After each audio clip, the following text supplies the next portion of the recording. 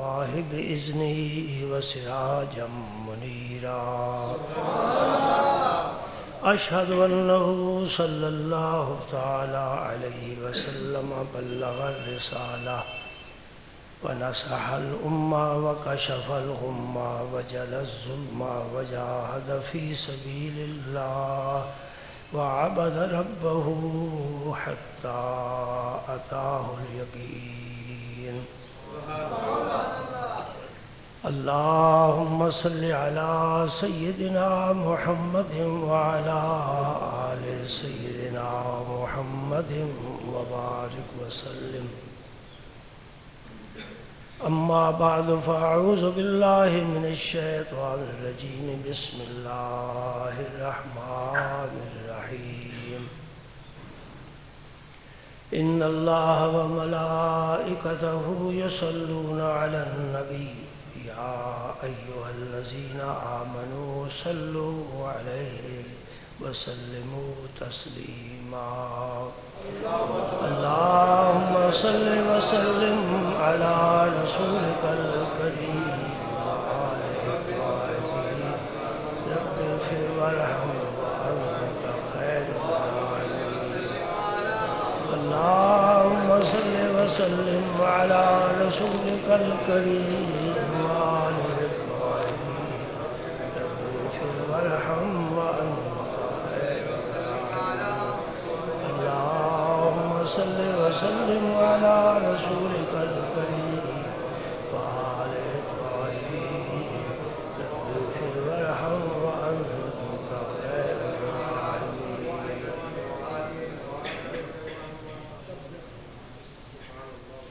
اس کرۂ خاک پر جتنے انسان آباد ہیں، طول و عرض میں، مشرق مغرب میں، شمال جنوب میں، جس ملک میں، سب حضرت آدم علیہ السلام کی اولاد سے. اس لیے آدم کی وجہ سے آدمی کہلاتا ہے. جیسے گجرات کی وجہ سے گجراتی، پاکستان کی وجہ سے پاکستانی کہلاتا ہے، لاہور میں رہنے والا لاہوری کہلاتا ہے، سلسلہ چشت سے نسبت رکھنے والا چشتی کہلاتا ہے.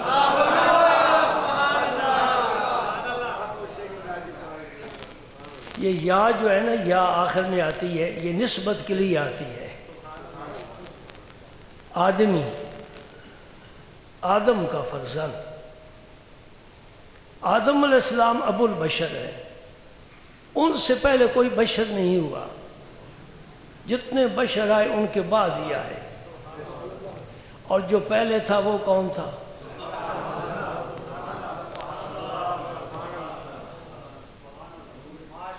فرمایا نا سرکار نے، کنت نبیم و آدم بین الماء والطین. آدم ابھی پیدا نہیں تھا، میں تو پہلے تھا. ابو البشر آدم علیہ السلام ہیں. جو بھی آدم کے بعد آئے انہیں ہم بشر کہیں گے. اور آدم کا وطن جنت ہے. جنت سے زمین پر آئے ہیں، زمین سے جنت پر نہیں گئے. اسکن انت وزوجک الجنہ. آدم تم بھی جنت میں رہو، حضرت حوا تم بھی جنت میں رہو، اور تمہیں ہر طرح کی نعمتیں کھانے کی اجازت ہے. جو چاہو، جہاں سے چاہو، جتنا چاہو، جب کھاؤ، کھاتے رہو. سبحان اللہ. تو آدم علیہ السلام کا وطن کون سا ہے؟ یہ زمین نہیں ہے. تو پھر آدم کی اولاد کا وطن بھی جنت ہی ہے. جو باپ کا وطن ہوتا ہے اولاد کا وہی وطن ہوتا ہے. آدم علیہ السلام کا وطن زمین نہیں جنت ہے. فرمایا انی جاعل فی الارض خلیفہ. آدم وطن تیرا جنت ہے، زمین میں تجھے اس لیے بھیج رہا ہوں کہ تو میرا خلیفہ اور نائب ہے. زمین کو آباد کرنا ہے. زمین کو کیوں آباد کرنا ہے؟ اس لیے کہ تیری نسل وہاں پھیلے گی. تیری اولاد اس زمین میں پھیلے گی، وطن بنیں گے، ملک بنیں گے، بستیاں بنیں گی، قریے بنیں گے، شہر آباد ہوں گے، دنیا میں رونق آئے گی، اور تب میں اپنے حبیب کو بھیجوں گا۔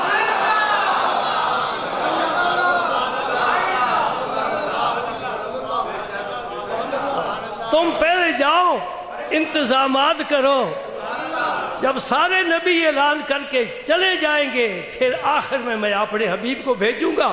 آخر آمد بود فخر الاولی، آیا آخر میں چھا گیا سب پر۔ سبحان اللہ۔ میرے پاک نبی نے بھی ہمیں یہی تعلیم دی ہے۔ یہاں میں آیا ہوں، اسی طرح حضور نے ایک مثال بیان فرمائی، جیسے ایک مسافر درخت کے نیچے تھوڑی دیر آرام کرتا ہے، اس کا وطن آگے ہے، وہ کہیں سے آیا ہے، کہیں جانا ہے۔ حضور نے فرمایا میری ایسی مثال ہے، میں اس دنیا میں آیا ہوں تھوڑی دیر آرام کرنے کے لیے اور تمہیں آرام پہنچانے کے لیے، میرا وطن آگے ہے۔ اس وطن میں جانے کے لیے دو چیزوں کی ضرورت ہے۔ یہ چند جملے تمہیداً تھے، میں موضوع کی طرف آ رہا ہوں، اور آج میں اپنا وعدہ انشاءاللہ پورا کر کے دکھاؤں گا۔ اس وطن میں جانے کے لیے دو چیزوں کی ضرورت ہے۔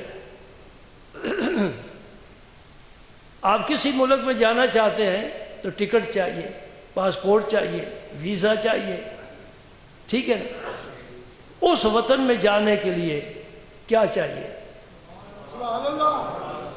کاروبار نہیں چاہیے، دولت نہیں چاہیے، جماعت، حلقہ احباب، دوست احباب، برادری نہیں چاہیے۔ کیا چاہیے؟ علم، ایمان۔ ایمان پہلی بات، کیا چاہیے؟ ایمان۔ کافر وہاں نہیں جا سکے گا۔ نمبر دو، عمل صالح۔ صرف ایمان بھی نہیں، دو پر ہوتے ہیں پرواز کے لیے۔ پرندے کا ایک پر کاٹ دو، پرواز نہیں کر سکے گا۔ ایمان ہے، عمل صالح نہیں، پھر بھی نہیں بات بنتی۔ ایمان بھی ہو اور عمل۔ گزشتہ جمعے میں نے صحابہ کا ایمان بتایا تھا۔ صحابہ کا ایمان کیا ہے؟ اللہ نے بطور نمونہ، بطور مثال نبی کے یاروں کا ایمان بتایا ہے۔ پہلا پارہ سورہ بقرہ، پہلا پاؤ، وَإِذَا قِيلَ لَهُمْ آمِنُوا كَمَا آمَنَ النَّاسِ۔ بس توجہ کرو، صحابہ کی ساری عظمت اس ایک جملے میں چھپی ہوئی ہے۔ مومن کی میراث تو ایمان ہی ہے، متاع عزیز ایمان ہے، اور اس ایمان کی وجہ سے مومن کہلاتا ہے، اسلام کی وجہ سے مسلم کہلاتا ہے۔ اللہ پاک فرماتا ہے وَإِذَا قِيلَ لَهُمْ آمِنُوا كَمَا آمَنَ النَّاسِ، یعنی جب ان منافقین سے کہا جاتا ہے کہ تم میرے نبی کے صحابہ جیسا ایمان لاؤ تب میں قبول کروں گا۔ ایمان ثابت ہو گیا۔ اب عمل کی بات کرو۔ عمل کی بات وہ میں نے قرآن سے پیش کی، اب میں حدیث پاک پیش کرتا ہوں۔ یہ حدیث ہے، پہلی حدیث مناقب صحابہ، ایک باب ہے پورا مناقب صحابہ، صحابہ کے فضائل، ان کی شان، اور اس کے راوی ابو سعید خدری ہیں۔ یہ حدیث بخاری میں بھی ہے، مسلم میں بھی ہے۔ آپ فرماتے ہیں نبی پاک صلی اللہ علیہ وسلم نے فرمایا لا تسبوا اصحابی، میرے صحابہ کو برا بھلا نہ کہنا۔ سمجھ گئے؟ اب جو میرے نبی کا کلمہ پڑھتا ہے اس کو زبان پر مہر ہونی چاہیے، صحابی کے بارے میں کوئی غلط لفظ اس کی زبان پر نہیں آنا چاہیے۔ اگر آئے گا تو میں قرآن کی اور آیت پڑھوں گا۔ اللہ فرماتا الخبیثات للخبیثین والخبیثون للخبیثات، جو خبیث باتیں کرتے ہیں وہ خبیث ہوتے ہیں۔ الطیبات للطیبین، جو پاک باتیں کرتے ہیں وہ پاک ہوتے ہیں۔ اب خبیث بننا ہے یا طیب بننا ہے یہ تیرا کام ہے. رب نے دونوں راستے تیرے سامنے رکھ دیے ہیں. میرے نبی کے فضائل بیان کر تو طیبون میں شامل ہو جائے گا. اگر برائی بیان کرے گا خبیث بن جائے گا. ہم کوئی فتویٰ نہیں لگاتے. جو قرآن کہہ رہا ہے وہ ہمارا ایمان ہے. یہ سورہ نور ہے. سورہ نور میں رب نے فرمایا لہذا صحابہ کی شان میں کوئی غلط لفظ کسی صحابی کے بارے میں استعمال کرے گا تو وہ خبیث بن جائے گا, وہ طیب نہیں رہے گا. سمجھ گئے بات؟ کوئی صحابی ہو, خواہ حضرت امیر معاویہ کیوں نہ ہو,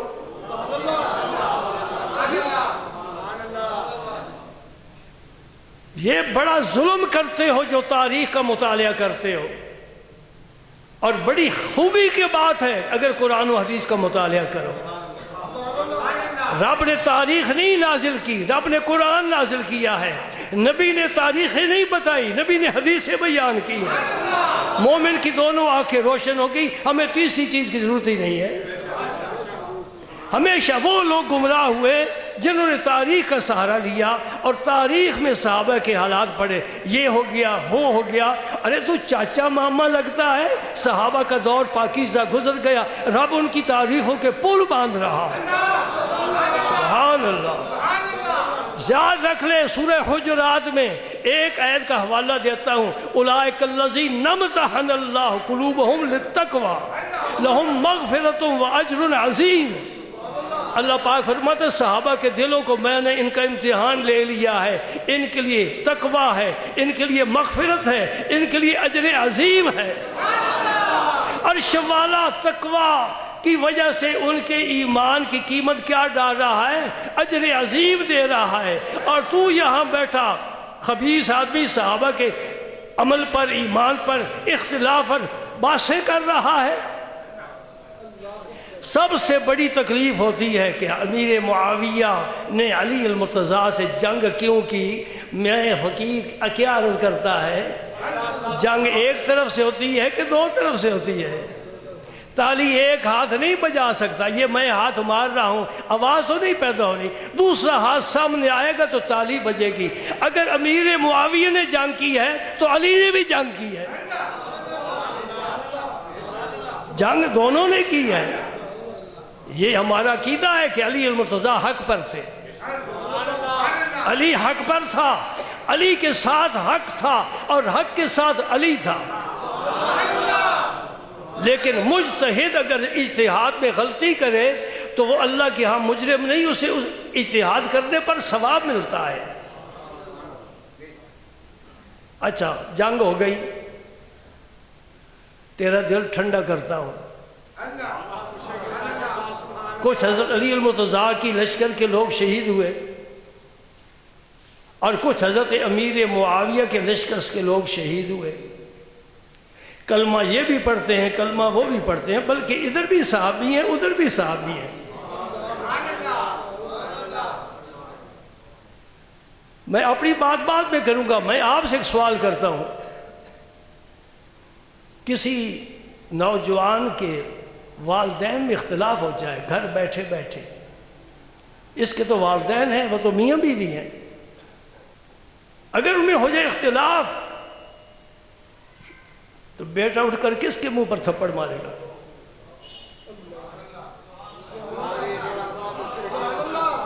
بولو. ماں کے سر پکڑ کر کھینچے گا کہ باپ کی داڑھی پکڑ کر کھینچے گا؟ تو کون ہوتا ہے میری ماں کے ساتھ جھگڑنے والا؟ تو کون ہوتی ہے میرے ابے سے جھگڑے لڑنے والی؟ بہترین طریقہ ہے کہ چپ کر کے گھر سے باہر نکل جائے.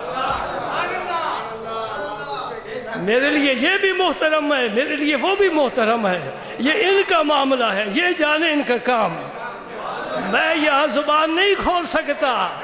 کاش تیرے دل میں اتر جائے میری بات, تیرے سارے جھگڑے ختم ہو جائیں. وہ علی بھی نبی کا صحابی ہے, امیر معاویہ بھی صحابی ہے. علی داماد ہے اور امیر معاویہ برادت نسبتی ہے, جس کا ترجمہ تم سالہ کہتے ہو. سالہ، اس لیے کہ امیر معاویہ کی ہمشیرہ ام حبیبہ حضور کے ازواج مطہرات میں داخل ہے. دیکھ لے کتنا قریب کا رشتہ ہے. ابو سفیان کی صاحبزادی صہبہ ہے.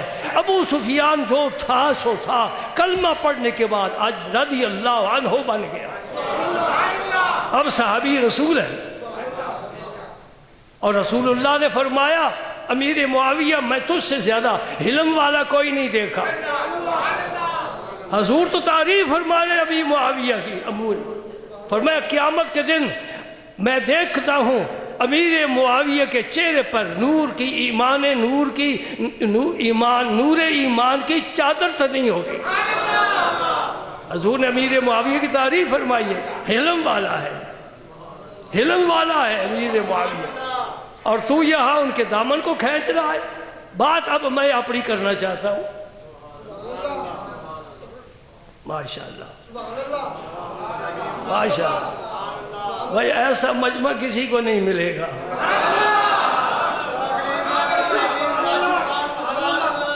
میرے جیسے نہیں، مجھ سے اچھے اچھے عالم لوگوں کو مل جائیں گے، لیکن تمہارے جیسا مجمع کسی کو نہیں.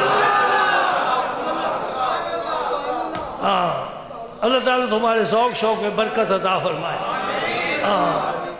روحانی ترقی عطا فرمائے. سبحان اللہ. سنو، جب جنگ ختم ہو گئی ادھر بھی لاشیں پڑی ہیں، ادھر بھی لاشیں پڑی ہیں. یہ امیر معاویہ کا لشکر ہے، وہ علی المرتضیٰ کا لشکر ہے. علی المرتضیٰ سے پوچھا گیا یا حضرت اب جو مر گئے ہیں ان کا کیا حال ہے؟ مارنے والا بھی کلمہ پڑھنے والا، مرنے والا بھی کلمہ پڑھنے والا، آپس میں گتھم گتھا ہو گئے. وہ بھی مر گیا، یہ بھی مر گیا. اس کے بارے کیا فیصلہ ہے؟ تمہارے لشکر کے بارے آپ کیا فرماتے ہیں؟ امیر معاویہ کے جو مر گئے ان کے بارے میں آپ کیا فرماتے ہیں؟ تیرے دل میں اگر یہ بات اتر جائے تیری زبان پر کبھی صحابہ کے خلاف بات نہیں آئے گی. علی المرتضیٰ نے فرمایا میرے لشکر میں جو شہید ہوئے سیدھے جنت میں جائیں گے، امیر معاویہ کے لشکر میں جو شہید ہوئے سیدھے جنت میں جائیں گے.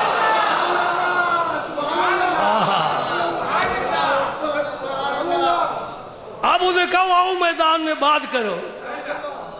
علی المرتضیٰ امیر معاویہ کے لشکر کے شہداء کے بارے میں فرما رہے سیدھے جنت میں جائیں گے.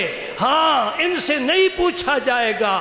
اگر پوچھا گیا یہ امیر معاویہ سے نہ پوچھے گا، یہ علی المرتضیٰ سے نہ پوچھے گا. ذمہ دار ہم ہیں، ذمہ دار ہم ہیں. یہ سیدھے جنت میں جائیں گے. سبحان اللہ. تو سبو و صحابی فرمائے میرے صحابہ کی زبان نہ کھولنا بالکل. کیوں؟ اب عمل کی بات سنو. فَلَوْ أَنَّ أَحَدَكُمْ أَنْفَقَ مِثْلَ أُحْدٍ ذَهَبًا مَا بَلَغَ مُدَّ أَحَدٍ وَلَا نَصِيفًا. فرمایا میرا صحابی آدھ سیر جو خیرات کرے نا، سمجھنا کیا قیمت ہے آدھ سیر جو کی؟ کتنے پیسے ہوں گے؟ سیر جو ہو تو کیا آدھ سیر جو. اور باقی جو صحابی نہیں وہ احد پہاڑ کے برابر سونا خرچ کریں. احد پہاڑ کے برابر سونا. میرے صحابی کے عمل کو نہیں پہنچ سکتا. یہ میرے رسول اللہ نے صحابی کے عمل کی ایک وزن کیا ہے، یہ قیمت ڈالی ہے. یعنی میرا صحابی تھوڑا سا بھی عمل کرے اور باقی میری امت جتنا چاہے عمل کرے، میرے صحابی کی عمل کو نہیں پہنچ سکتے. کیوں؟ میرا صحابی ہے. صحابی کون ہوتا ہے؟ جو صحبت میں رہنے والا ہوتا ہے. صحابی جو صحبت میں رہنے والا ہے. وہ دوستوں سوچو تو صحیح، اگر کسی نے اپنے مرشد کے ساتھ نماز پڑھی ہو پوری زندگی یاد رکھتا ہے میں نے اپنے مرشد کے ساتھ کھڑے ہو کر نماز پڑھی. اور اگر کبھی کوئی سفر کیا ہو نا، سفر کیا ہو تو وہ سارے پیر بھائیوں میں بڑا فخر کے ساتھ کہتے ہیں میں نے آپ کے ساتھ سفر کیا، میں آپ کے ساتھ حج پر گیا. یہ تو پیر ہم میں سے ہیں، مرید بھی ہم، پیر بھی ہم. کہاں اللہ کا رسول اور سفر جہاد کے تلواریں چلنے والی، اور جنہوں نے پھر ایک دفعہ نہیں، میرے نبی نے 27 غزوے کیے، 27 جنگیں لڑی ہیں، اور وہ صحابہ جو 27 جنگوں میں شامل رہے، پھر وہ کہہ سکتے ہیں نا، کہہ سکتے ہیں ہاں بھئی ہم نے حضور کے ساتھ نمازیں پڑھی ہیں۔ سبحان اللہ۔ آج مجھے کہتا ہے میں سلسلہ عالیہ چشتیہ میں بیعت ہوں، میں سلسلہ عالیہ قادریہ نقشبندیہ میں بیعت ہوں، اور جس نے رسول اللہ کے ہاتھ میں دے کر بیعت کی ہے پھر ان کو کوئی پہنچ سکتا ہے؟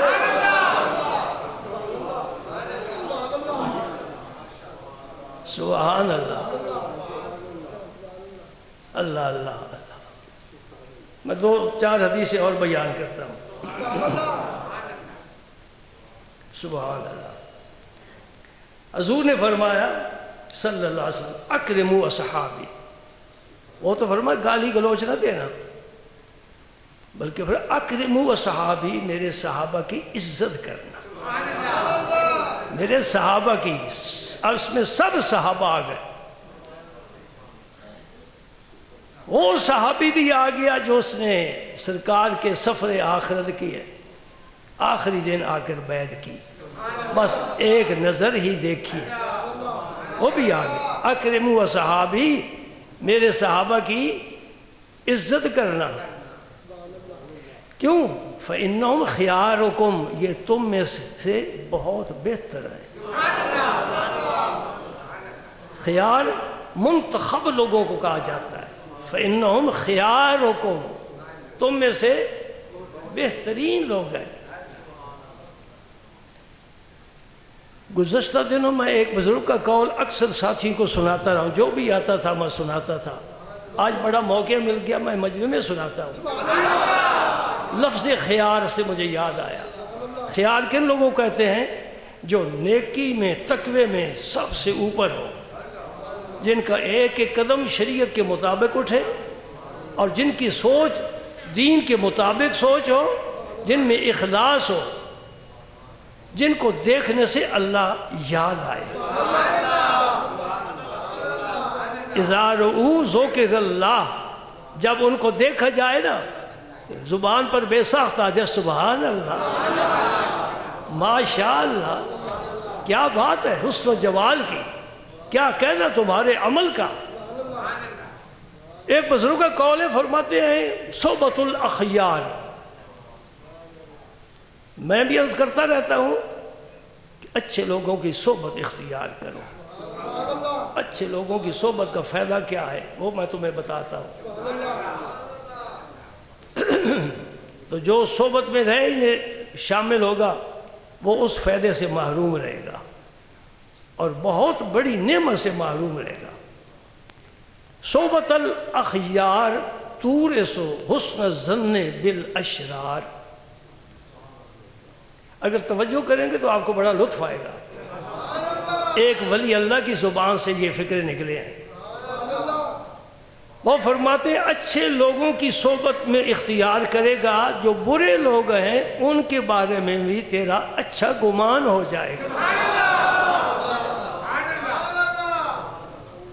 نہیں توجہ کی آپ نے؟ اس لیے کہ وہ وہاں سے اچھائی ملے گی، عطار کی دکان سے بدبو نہیں آئے گی، وہاں سے خوشبو ہی ملے گی۔ اچھے لوگوں کے پاس جائے گا تو اچھائی ملے گی، اس اچھائی کا فائدہ کیا ہوگا؟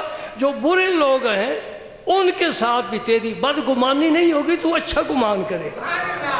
میں پھر اس کی مثال بھی ساتھی کو سناتا رہتا ہوں۔ ایک آدمی رات کے وقت تہجد کے لیے گھر سے نکلا اور مسجد میں جا کر میں نفل پڑھتا ہوں، اس نے ایک چور کو دیکھا، وہ بھی گھر سے نکلا ہے چوری کی نیت سے، وہ بد ہے، یہ نیک ہے، یہ اچھے لوگوں کی صحبت میں رہنے والا ہے، وہ بد ہے۔ اب اس کے بارے میں یہ کیا خیال کرے گا؟ میں تہجد کے لیے جا رہا ہوں، وہ بھی تہجد کے لیے جا رہا آئی سمجھ بات؟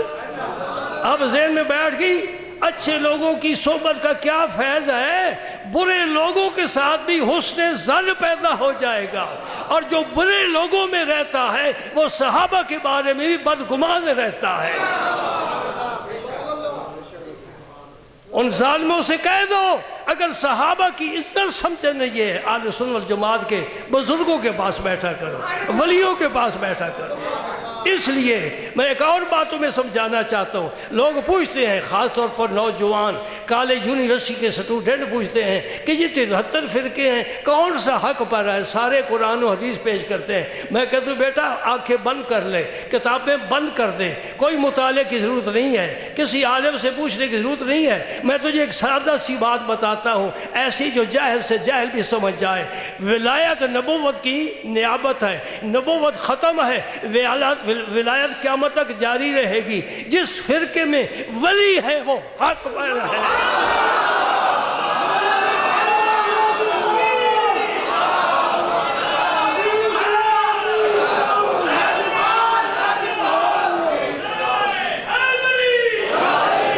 سبحان اللہ، بات سمجھ میں آ گئی؟ کہاں سے دلائل تلاش کریں؟ آیتیں پڑھیں، ٹکرائیں آیتوں کے ساتھ، حدیثیں صحیح ہیں کہ ضعیف ہیں، ان کی پیچھے نہ لگو۔ دیکھو ولی کس فرقے میں ہے، وہ اہل سنت والجماعت میں ہے۔ مجھے بتاؤ تم داتا علی حجویری کون ہے؟ خواجہ اجمیری کون ہے؟ بابا فرید کون ہے؟ نظام الدین اولیاء کون ہے؟ مجدد الفسانی کون ہے؟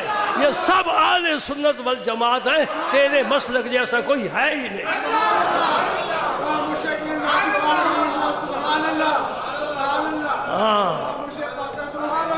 سبحان اللہ۔ نبی پاک نے فرمایا اکرموا صحابی، اور میرے صحابہ کی عزت کرنا۔ سبحان اللہ، سبحان اللہ۔ فَإِنَّهُمْ خِيَارُكُمْ، اس لیے یہ تم میں سے بہترین لوگ ہیں۔ بھائی جو استاد ہیں، قاری صاحب کی کلاس ہے، حفظ کی کلاس پڑھاتے ہیں، انہیں ایک ایک بچے کا پتہ ہے کتنا ذہین ہے، یہ کمزور ہے، ٹھیک ہے نا؟ تو ان سے پوچھنا چاہیے۔ ایک سڑک پر گزر رہا ہے، اسے کہو جی آؤ جی ذرا اس کلاس کے بارے میں تم اپنا انٹرویو۔ نہیں، اسے کیا پتہ ہے؟ استاد کو پتہ ہے۔ جس رسول اللہ نے یہ تیار کیے ہیں ان سے پوچھو ان کا کیا مقام، کیا مرتبہ ہے۔ ایک اور حدیث پاک سنو، سبحان اللہ۔ حضرت جابر فرماتے ہیں، حدیث ترمذی کی ہے اور یہ سیاستہ کی کتاب ہے۔ 6 کتابیں جنہیں سیاہ کہا جاتا ہے، صحیح کی جمع سیاہ، ستہ 6، سیاہ ستہ، یہ پوری امت کے علماء نے کہا ہے یہ صحیح کتابیں ہیں۔ فرماتے ہیں آقا کا نامدار، لا تمس النار مسلمن رعانی اور رعا من رعانی۔ بڑی دفعہ میں یہ بیان کرتا ہوں، یہ رخ مصطفیٰ کی قیمت ہے، اس کا تحفہ ہے، ارمغان محبت ہے۔ فرمایا مشرک باپ ہے، مشرک ماں ہے، دادا مشرک ہے، نانا مشرک ہے، صدیوں سے مشرک چلے آ رہے ہو، تو آ گیا ہے ایمان کے ساتھ میری زیارت کر لے، دوزخ کی آگ حرام ہے۔ شراب پیتا رہا ہے معاف ہے، بچیوں کو زندہ در گور دفن کرتا رہا ہے معاف ہے، ظلم و ستم کیے معاف ہے، جوا کھیلا ہے معاف ہے، بدکاری کی ہے معاف ہے، میرا رخ زیبا دیکھ لے، کلمہ پڑھ لے۔ اب میں حدیث بیان کر رہا ہوں نا، لا تمس النار مسلمان رعانی، اس نے بھائی مجھے دیکھا ہے، یہ جمال مصطفیٰ ہے، سبحان اللہ۔ تو فرمایا اور جو بعد میں آیا مجھے نہیں دیکھ سکا، میرے صحابہ کو دیکھ لے، تیرے لیے بھی یہی بشارت ہے۔ یہ تابعین کہلاتے ہیں جنہوں نے نبی پاک کی زیارت نہیں کی، صرف صحابہ کی زیارت کی ہے۔ ایک فرق ضرور ہے، حضور کی فقط زیارت خواہ ایک نظری ہو کافی ہے، وہ صحابی بن گیا۔ تابعی کے لیے شرط ہے کہ وہ صحابی کی طویل مجلس بھی کرے، طویل صحبت کرے، کئی دن، کئی ہفتے، کئی مہینے صحابی کے ساتھ رہے، اس لیے کہ صحابی کو تو پہلے لمحے سب کچھ مل گیا۔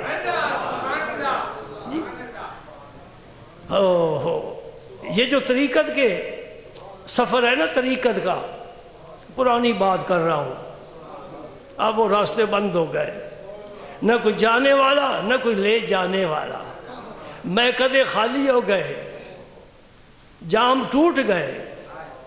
اللہ اللہ، جو روحانی سفر کرتے ہیں حضور محبوب الہی فرماتے ہیں کہ اس کے 100 درجے ہیں، 100 درجے، اور اس کے لیے مسلسل سفر کرنے والے کے لیے کم از کم 70 سال چاہیے۔ 70 سال مسلسل چلے، استعداد والا ہو، مرشد بھی کامل ہو جی، اور خود وہ خدا رسیدہ ہو، پہنچا ہوا ہو، اور وہ پھر لے کر چلے اور درجے طے کراتا۔ 70 سال کے بعد جس نقطے پر جا کر ولی اللہ پہنچتا ہے، تمام علماء کا اتفاق ہے کہ نبی پاک کی زیارت کرنے والا 1 منٹ میں 70 سال کا سفر طے کر جاتا ہے۔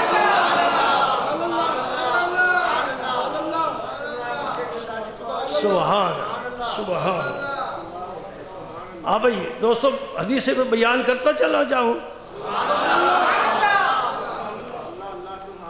آپ پھر گھڑی دیکھتے ہیں، یہ ایک حدیث سن ہی لو نا، یہ بھی ترمذی کی حدیث ہے، اس کے راوی حضرت عبداللہ بن مغفل ہے رضی اللہ تعالی عنہ۔ یہ غیر معروف صحابی نہیں ہے، صحابہ میں ان کا خاص قد و قامت ہے، قد کاٹ کے مالک ہے۔ رسول پاک نے فرمایا اللہ اللہ فی اصحابی۔ اب محرم تو ختم ہو گئے نا، اب تو سفر آئے۔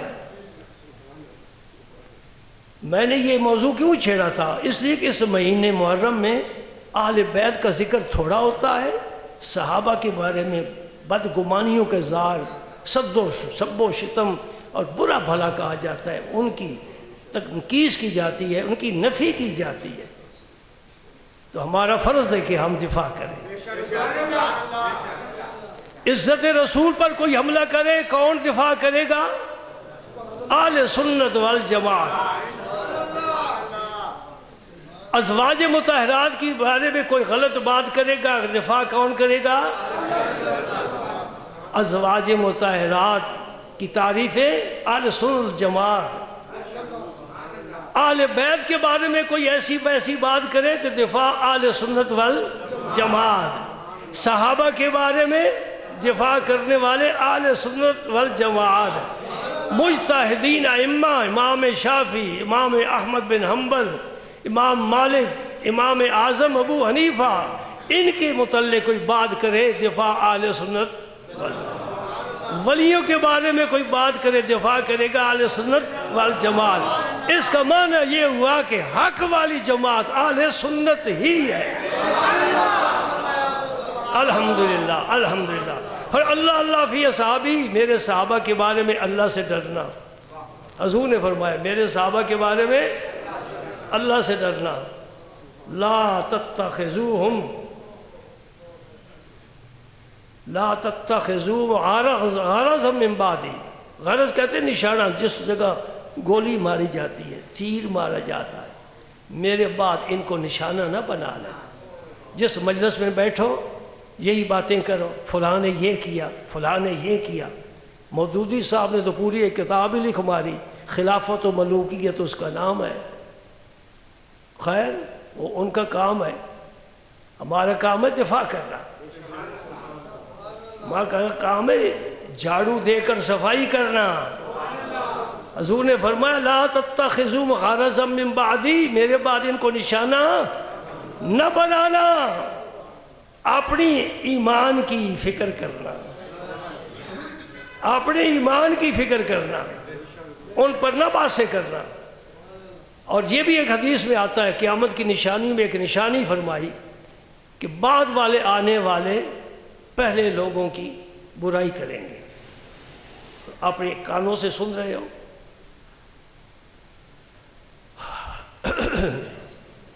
اللہ اللہ۔ آگے سنو، فمن احبہم فَبِحُبِّ أَحَبَّهُمْ، جو صحابہ سے محبت کرے گا میرے ساتھ محبت کی وجہ سے محبت کرے گا۔ وَمَنْ أَبْغَضَهُمْ فَبِبُغْضِي أَبْغَضَهُمْ، اور جو صحابہ سے بغض رکھے گا میرے ساتھ بغض کرنے کی وجہ سے بغض رکھے گا۔ کیا معنی ہوا؟ میرے نبی کی چادر، کالی چادر جسے کالی کملی کہتے ہو، وہ اتنی نہیں تھی کہ جس میں مبارک کو ڈھانپ لیتی تھی، وہ پوری کائنات پر چھا جانے والی ہے۔ حضور نے سب صحابہ کو، 1.25 لاکھ صحابہ کو اپنی اس ردائے کرم کے نیچے چھپا لیا ہے۔ فرمایا جو صحابہ سے پیار کرے گا میرے ساتھ پیار کر رہا ہے، جو صحابہ سے بغض رکھے گا وہ میرے ساتھ بغض رکھ رہا ہے۔ آگے حدیث ابھی جاری ہے، فرمایا فمن آذاہم فقد آذانی، جو صحابہ کو اذیت پہنچائے گا اس نے حقیقت میں مجھے اذیت پہنچائی ہے۔ ومن آذانی فقد آذ اللہ، اور جو مجھے اذیت پہنچائے گا اس نے گویا اللہ کو اذیت پہنچانے کی کوشش کی ہے۔ ومن آذ اللہ فیوشک ان یاخذہ، جو اللہ کو اذیت پہنچائے گا اللہ پھر آپ خود ہی نبڑ لے گا، اللہ خود ہی اسے پکڑے گا، یہاں سے پکڑے گا، بلکہ یہ پیشانی کے بالوں سے پکڑے گا، کھینچے گا، گھسیٹے گا اس کو۔ کچھ ذہن میں بات آئی؟ آدھ گھنٹہ جو میں نے خطاب کیا ہے اس باب کی 2-3 حدیثیں ہیں، میرا خیال ہے مکمل ہی ہو جائے۔ آپ حاضر دماغ بیٹھے نا، تھک تو نہیں گئے؟ اللہ تعالیٰ تمہارے ذوق شوق میں برکت عطا فرمائے۔ حضرت انس روایت فرماتے ہیں رضی اللہ تعالیٰ عنہ، حضور نے فرمایا میری امت میں صحابہ کی مثال ایسے ہے، میرے پیارے نبی تمہارا ایک ہی قول کافی تھا، فرمایا کچھ ایسے ہوں گے جن کے دلوں پر زنگ چڑھ گیا ہو گیا، پھر میں اتارتا ہوں، مل مل کر اتارتا ہوں، ایک حدیث سے نہیں اترا اور حدیث سناؤ، نہیں اترا اور سناؤ، تاکہ دل اچھی طرح چمک جائے، سیکل ہو جائے۔ سبحان اللہ۔ فرمایا میری امت میں میرا صحابہ ایسے ہیں جیسے کھانے میں نمک ہوتا ہے، اور کھانا نمک کے بغیر مزیدار نہیں ہوتا۔ بلڈ پریشر والا کھاتا ہے، مجبور ہو کر کھاتا ہے، لیکن وہ بھی چھوڑتا نہیں ہے نمک کو، جس طرح شوگر والا چیز میٹھی چیز کو نہیں چھوڑتا، اور مومن برائی کو نہیں چھوڑتا، کیے جا رہا ہے، دیکھا جائے گا۔ میرے نبی کے زمانہ پاک میں قسم کھا کر کہتا ہوں، ممبر پر بیٹھا ہوں، تم ماشاءاللہ سب باوضو نیک لوگ بیٹھے ہو، کلمہ پڑھنے والے، میں قسم کھا کر کہتا ہوں میرے پاک صحابہ نبی پاک کے ایک بھی ایسا صحابی نہیں تھا کہ اذان ہو اور وہ نماز نہ پڑھے۔ کلمہ پڑھنے کا لطف آیا نا؟ ایک صحابی بھی ایسا نہیں تھا اس معاشرے میں کہ جس نے اذان سنی ہے اور مسجد میں نہ آیا ہو۔ اور آج ہماری کیا حالت ہے؟ کیا حالت ہے؟ ہمارا کلمہ کیسا ہے؟ فرمایا صحابہ ایسے ہیں جیسے کھانے میں نمک ہوتا ہے۔ خواجہ حسن بصری جب یہ حدیث بیان کرتے تھے نا، فرماتے تھے کہ نمک چلا گیا، اب ہمارا کھانا پھیکا ہے، بد مزہ ہے، ہمارے کھانے میں لذت نہیں ہے۔ کم از کم عقیدہ تو اچھا رکھو، کچھ نہ کچھ ذائقہ آ ہی جائے گا۔ ایک اور حدیث، سبحان اللہ، عبداللہ بن عمر روایت فرماتے ہیں، یہ بھی ترمذی کی حدیث ہے، اللہ رحمت فرمائے امام ترمذی پر، جنہوں نے یہ امانتیں صحابہ تابعین سے لے کر ہم تک پہنچائی ہیں، اور پھر اللہ رحم فرمائے علماء پر جو صدیوں کا سفر طے کرنے والی حدیثوں کو صاف کر کے بچا بچا کے ہم تک پہنچاتے ہیں، اور یہ قیامت تک سلسلہ جاری رہے گا۔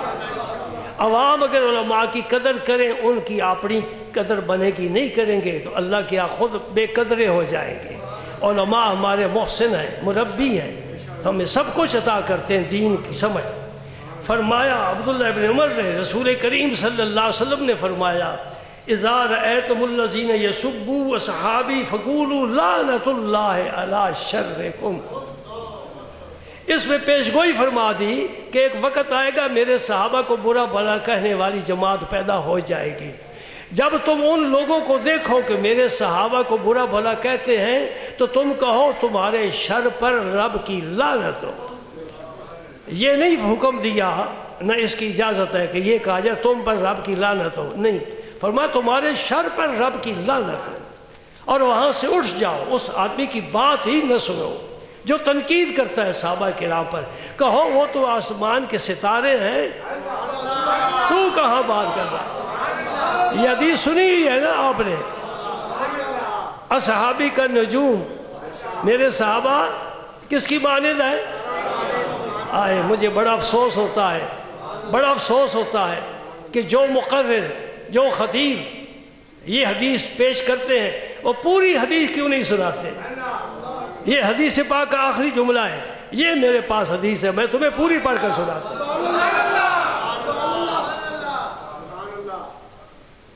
سنو، سیدنا عمر بن خطاب فاروق اعظم وہ حدیث روایت فرماتے ہیں،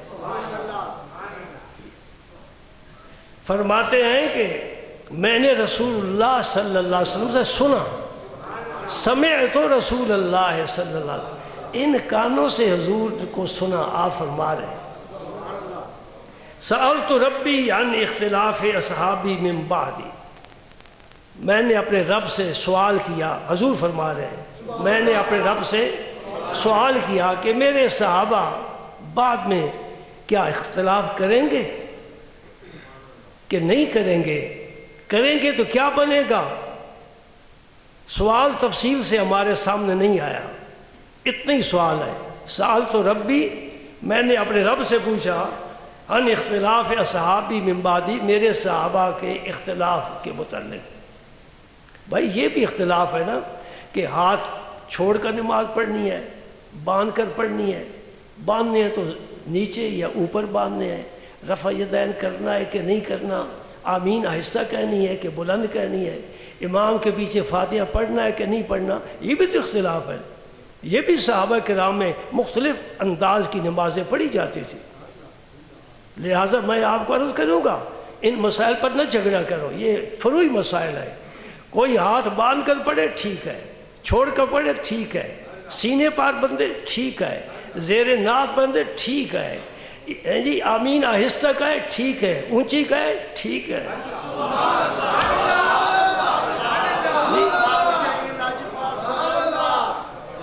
سمجھ نا؟ کرے تو کیا کرے؟ نماز پڑھے۔ اب وہ وقت آ گیا میں کہتا ہوں نماز پڑھے۔ یہاں ایک درویش میرے پاس آیا کرتا تھا، ننگے سر نمازی کو بڑا بری نظر سے دیکھتا تھا، میں کہتا چھوڑ دے، شکر کر، آیا ہے مسجد، مسئلہ ویسے سن لو، ننگے سر نماز پڑھنا مکروہ ہے، ننگے سر نماز پڑھنا، باہر والے بھی کہہ دو ننگے سر نماز پڑھنا۔ اور دوسرا مسئلہ یہ سمجھو کہ میرے رسول کریم صلی اللہ علیہ وسلم نے پوری زندگی مبارک میں ایک نماز بھی بغیر ٹوپی یا عمامے کے نہیں پڑھی، ننگے سر نہیں پڑھی، سمجھ گئے؟ سوائے حالت احرام کے، حالت احرام میں تو پھر سر کو ڈھانپنا منع ہے نا، دم واجب ہو جاتا ہے، وہ ایک خاص صورت ہے۔ تیسرا مسئلہ سمجھو، ہاں ذرا لوٹا سیدھا رکھو نا تاکہ بارش کا پانی کو جمع ہو جائے، یہاں جمعہ پڑھنے کے لیے آتے ہو تو پھر لوٹا الٹا نہ رکھا کرو، الٹے لوٹے میں پانی نہیں جمع ہوتا، سیدھا رکھا کرو، اور جو بات سنو اس پر عمل بھی کیا کرو، یہ باتیں عمل کے لیے ہیں، ہم نے ویسے مجلس نہیں منعقد کی، تمہاری اصلاح کے لیے بات کر رہا ہوں، جو غلطی ہو اس کو ٹھیک کر لینا چاہیے، آگے سمجھ میں۔ دوسری بات میں تمہیں پڑھ کر حدیث سناتا ہوں، کان النبی صلی اللہ علیہ وسلم یامر بستر الراس بالقلنسوۃ او العمامۃ او کما قال، امام شعرانی نے اپنی شورہ آفاق کتاب کشف الغمہ میں یہ حدیث لکھی ہے. وہ فرماتے نبی پاک حکم دیا کرتے تھے کہ ننگے سر نہ رہا کرو. اس کا تعلق نماز کے ساتھ نہیں، پوری زندگی کے ساتھ ہے. سر ڈھانپو، خواہ پگڑی کے ساتھ ڈھانپو، خواہ ٹوپی کے ساتھ ڈھانپو. سر پر کوئی نہ کوئی چیز ہونی چاہیے. ننگا سر رہنا یہ نبی پاک کے صحابہ کا طریقہ نہیں ہے، یہ نبیوں کا طریقہ نہیں ہے، یہ ولیوں کا طریقہ نہیں ہے، یہ علماء کا طریقہ نہیں ہے، یہ شرفاء کا طریقہ نہیں ہے. لہذا مسجد سے نکل جاؤ تب بھی سر ننگا نہ کرو، ڈھانپ کر رکھو. اس میں عزت ہے مومن کی، ورنہ شودے لوگوں میں شمار ہوگے، خواہ کوئی وزیر ہی کیوں نہ ہو. ہم وزیروں کو، روشن ضمیروں کو، مشیروں کو خدا کی قسم جوتے کی نوک پر رکھتے ہیں. ہم اسے سر کا تاج سمجھتے ہیں جو محمد مصطفیٰ کا غلام ہے.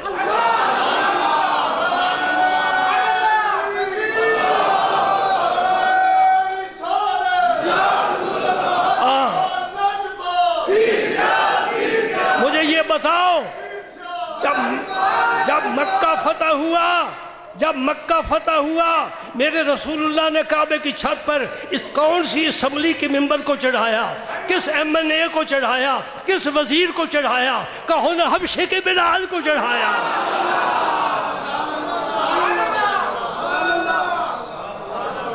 اگر ابھی تیری سمجھ میں بات نہ ہے تو پھر میں کیا کروں؟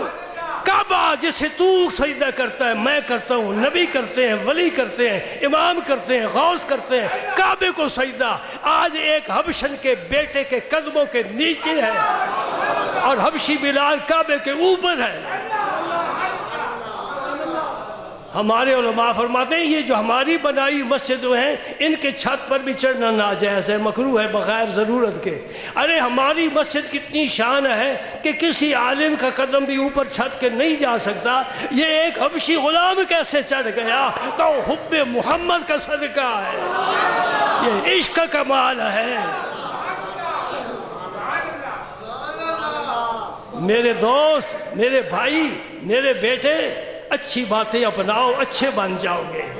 اللہ اچھے لوگوں کو پسند کرتا ہے، اللہ اچھے لوگوں کو پسند کرتا ہے. اور اس نے اچھائی عام کر دی ہے نبی کے ذریعے.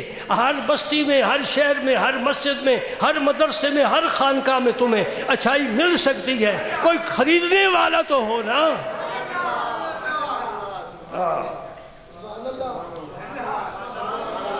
میں ڈرتا ہوں کہیں نہ بج جائے، دو ہی نہ بج جائے. یہ آخری حدیث ہے. فَأَوْحَى اللَّهُ إِلَيَّ. حضور فرماتے جب میں نے اپنے رب سے سوال کیا نا تو اللہ نے میری طرف وہی فرمائی، یعنی اس کا جواب عطا فرمایا. یا محمد، سبحان اللہ. جب ہم کہتے ہیں ہمارا سینہ ٹھنڈا ہو جاتا ہے، اور جب رب نے کہا ہوگا تو حضور پر کیا حال ہے؟ پتہ ہے نا محمد کا کیا معنی ہے؟ اے ستودہ صفات. اس کا معنی تیری ہر صفت ہی مجھے بڑی پیاری لگتی ہے، اس لیے کہ میں نے خود ہی تمہیں سنوارا ہے، میں نے خود ہی سنوارا ہے. تو میں تعریف نہ کروں؟ یا محمد، ساری تعریفیں اس ایک اسم پاک میں آ جاتی ہیں. حضور کی کوئی تعریف کرے نہ کرے، محمد کہہ دے، ساری تعریفیں آ گئی. اللہ. اب سنو حدیث، میں مکمل حدیث بتاتا ہوں. فرمایا ان اصحابک عندی بمنزلۃ النجوم فی السماء. اے میرے حبیب تیرے جو صحابہ ہیں نا، صحابہ یہ میرے نزدیک اس طرح ہیں جس طرح آسمان پر ستارے ہیں. یہ آپ پہلی دفعہ سن رہے ہیں نا، پہلی دفعہ سن رہے ہیں. یہ نظامی مسجد کا فیض ہے. علماء تو مجھ سے بڑے بڑے قداور ہیں، میں تو کچھ بھی نہیں. اللہ پاک نے فرمایا اے میرے حبیب تیرے صحابہ کو بعد میں آنے والے جو چاہیں سمجھیں، جو چاہیں کہیں، میں تجھے بتاتا ہوں میرے نزدیک تیرے صحابہ اس طرح جیسا آسمان کے. قرآن پاک کی آیت کی طرف ذرا توجہ کرو نا، یہ سورہ ملک کی آیت ہے، تبارک الذی بیدہ الملک، پڑھو آگے چلو۔ وَلَقَدْ زَيَّنَّا السَّمَاءَ الدُّنْيَا بِمَصَابِيحَ، یہ ستارے رب نے کیوں بنائے ہیں؟ رب نے ستارے کیوں بنائے ہیں؟ فرمایا میں نے اے دنیا والوں تمہارے لیے اس آسمان دنیا کو ستاروں سے مزین کیا ہے، زینت دی ہے۔ شہر والے لطف نہیں اٹھا سکتے، ذرا کبھی باہر شہر سے نکل کر رات کے وقت آسمان کو دیکھو نا، تمہیں لطف آ جائے گا، کتنے خوبصورت مجلس لگی ہے ستاروں کی۔ وَلَقَدْ زَيَّنَّا السَّمَاءَ الدُّنْيَا، دنیا کا آسمان، اس لیے اوپر والے تمہیں نظر نہیں آتے، یہ تمہیں نظر آتا ہے، میں نے اس کو سجا دیا ہے ستاروں کے ساتھ۔ پھر فرمایا بَعْضُهَا أَقْوَى مِنْ بَعْضٍ، بعض ستارے کچھ ستاروں سے زیادہ قوی ہے۔ یمن کے علاقے میں ایک ستارہ طلوع ہوتا ہے، سہیل اس کا نام ہے، سہیل ستارہ، وہ ایک خاص موسم میں طلوع ہوتا ہے، ہر رات نہیں طلوع ہوتا۔ کیا اس میں رب نے برکت رکھی ہے کہ یہ جو چمڑے ہوتے ہیں نا جانوروں کے، ان کو رنگتے ہو تو وہ کچے چمڑے چھت پر ڈال دیتے تھے، اس کی روشنی سے سارے رنگے جاتے تھے۔ رب نے قدرت نے اپنا انتظام کیا ہوا ہے، اپنا انتظام کیا ہوا ہے۔ یہ میں مثال دے رہا ہوں کہ بعض ستارے بعض سے قوی ہے۔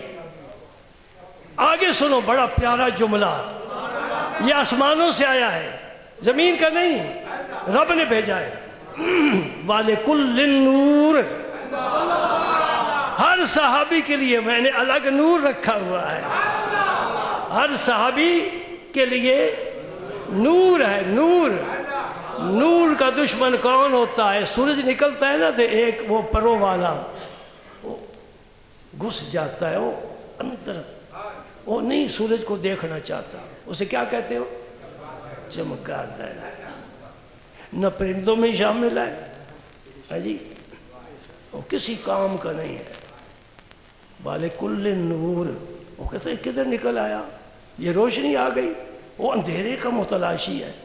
شیخ سعدی صاحب فرماتے گر نہ بینت بروز شپرا چشم، اسے شپرا کہتے ہیں فارسی میں۔ گر نہ بینت بروز شپرا چشم، چشم آفتاب راچے گناہ۔ اگر اس کی آنکھیں سورج کے نور کو نہیں دے سکتی، اس میں سورج کا کیا قصور ہے؟ میں سورج کا کوئی قصور نہیں۔ پھر دوسرا شعر میں فرماتے ہیں ہزار ایسی آنکھیں نابینا بہتر ہیں، خدا کرے سورج چڑھتا رہے۔ اور زیادہ تبصرہ نہیں کرتا، دو نہ بچ جائے۔ فمن آخذ بشیء مما هم علیہ من اختلافہم فهو عندی علی ھدی۔ اس کا مفہوم یہ ہے کہ میرے صحابی کا کوئی عمل جس نے اپنا لیا وہ ہدایت پر ہے۔ میں ابھی جمعے پر آنے سے پہلے ایک طالب علم بھیرے شہی سے آیا ہوا، وہ دور حدیث کا طالب علم ہے، میں اسے ایک مسئلہ یہ سمجھا رہا تھا، آپ بھی سن لیں، بہت قیمتی بات ہے۔ میں کوئی عمل کروں، آپ کوئی عمل کریں، ہو سکتا ہے کوئی ہم سے دلیل پوچھے جی آپ نے یہ جو کام کیا ہے یہ کہاں لکھا ہوا ہے؟ کوئی ولی عمل کرے اس سے بھی دلیل طلب کی جا سکتی تھی، لیکن نبی کا صحابی کوئی عمل کرے اس سے دلیل نہیں پوچھی جاتی۔ بڑی پتہ کی بات میں بتا رہا ہوں، باتوں کو میرے دل میں بٹھایا کرو۔ نبی کا کوئی صحابی عمل کرے اس سے نہیں پوچھا جائے گا کیا رسول اللہ نے ایسا کیا ہے، تو نے دیکھا ہے، اس لیے کہ اس پر یقین ہے کہ یہ وہی عمل کرے گا جو رسول اللہ نے کیا ہے۔ اس لیے کہ میرے اور رسول اللہ کے درمیان بڑے فاصلے ہیں، زمانی مکانی بڑے فاصلے ہیں، صحابی کے اور رسول کے درمیان کوئی فاصلہ۔ حضور نے فرمایا سمع اللہ لمن حمدہ، مقتدی ہے، صحابی کہتے ہیں ربنا ولک الحمد، سبحان اللہ۔ حضور اٹھے، صحابی اٹھ کھڑا ہوا، حضور بیٹھے، صحابی بیٹھ گیا، حضور چلے، صحابی چلنے لگ گیا، سبحان اللہ۔ حضور جہاد پر گئے، صحابی جہاد پر چلا گیا، حضور واپس گھر آئے، صحابی گھر واپس آ گیا۔ اللہ اللہ اللہ اللہ، سبحان اللہ سبحان اللہ۔ رات ہے دن ہے رخ مصطفیٰ ہے، رات ہے دن ہے رخ مصطفیٰ ہے، خزاں ہے بہار ہے رخ مصطفیٰ ہے، سفر ہے حضر ہے رخ مصطفیٰ ہے، صحت ہے بیماری ہے رخ مصطفیٰ ہے۔ آہا، آئی بہار، آئی بہار۔ اللہ اللہ، سنو آخری جملہ سنو، کیا فرمایا؟ وَلِكُلٍّ نور، اور میرے صحابی کے جس عمل پر کوئی عمل کرے گا ہدایت۔ لہذا میں اس لیے کہہ رہا ہوں یہ اختلاف نہ کرنا، جس نے بھی رفع یدین کیا ہے وہ کسی دلیل کے تحت کر رہا ہے۔ کہا جی ٹھیک ہے کریں آپ کے پاس دلیل ہے، ہمارے پاس نہ کرنے کی دلیل ہے۔ تمہارے پاس کرنے کی دلیل ہے تم کرو، ہمارے پاس نہ کرنے کی دلیل ہے۔ تیرے پاس انگوٹھے چومنے کی کوئی دلیل نہیں، نہ چوم، میرے پاس دلیل ہے میں چوموں گا۔ آئی سمجھ میں بات؟ تم بھی بغیر دلیل کے کام نہ کرو، ہم بھی بغیر دلیل کے کام نہیں کرتے، دلیل ہے تو چلو۔ حضور نے فرما دیا جس صحابی کے عمل پر عمل کرے گا وہ ہدایت پر ہے۔ اس کے بعد نبی پاک نے اعلان فرمایا اصحابی کا نجوم بِأَيِّهِمْ اقْتَدَيْتُمْ اهْتَدَيْتُمْ۔ یہ حدیث کا آخری حصہ ہے، عام طور پر یہی بیان ہوتا ہے۔ آج آپ کو پوری حدیث سنا دی، آپ اس کا آپ مجھے معاوضہ کیا دے سکتے ہیں؟ بولو، دعا، دعا سب سے اعلیٰ تحفہ، اچھے جذبات اور دعا ہے۔ وآخر دعوانا ان الحمد للہ۔